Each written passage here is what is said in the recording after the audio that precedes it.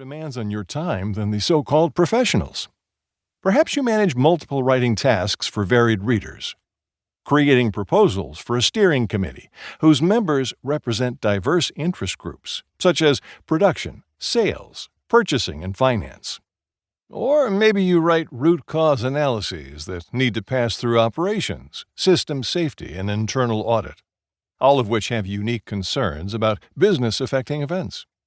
Or you might have to crunch a 40-page audit report into a 250-word, one-page summary for review by the Chief Executive Officer, Chief Operating Officer, Chief Financial Officer, and Chief Information Officer, each one wanting a different 250 words.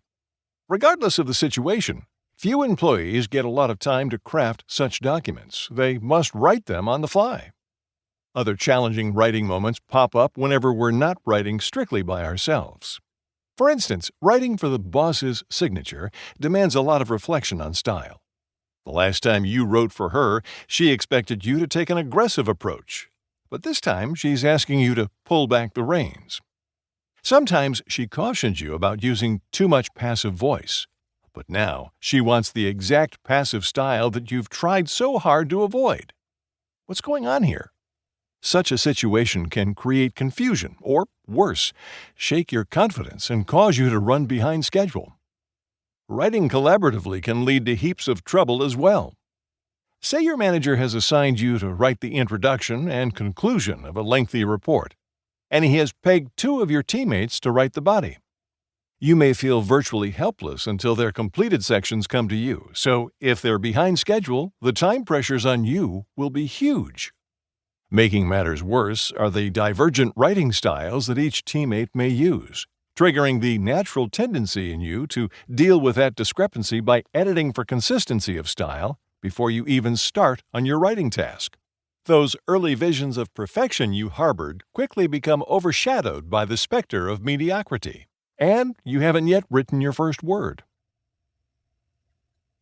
Writing environments. Let's face it, you are not living in a writer-friendly world. Human and artificial noises come to you in surround sound. The eyesores of clutter created by an office mate, or admittedly by you yourself, distract you from looking at a new writing task with a fresh pair of eyes.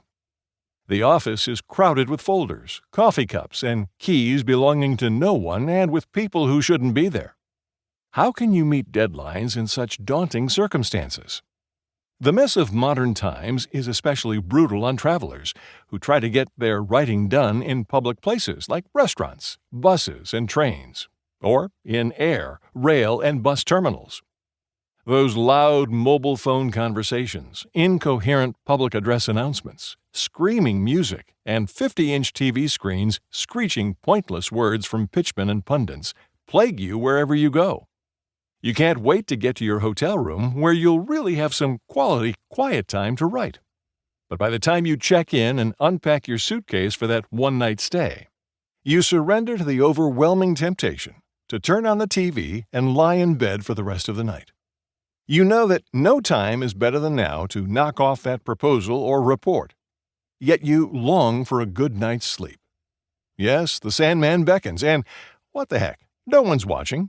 You're human, aren't you? The need for a sensible approach to writing fast.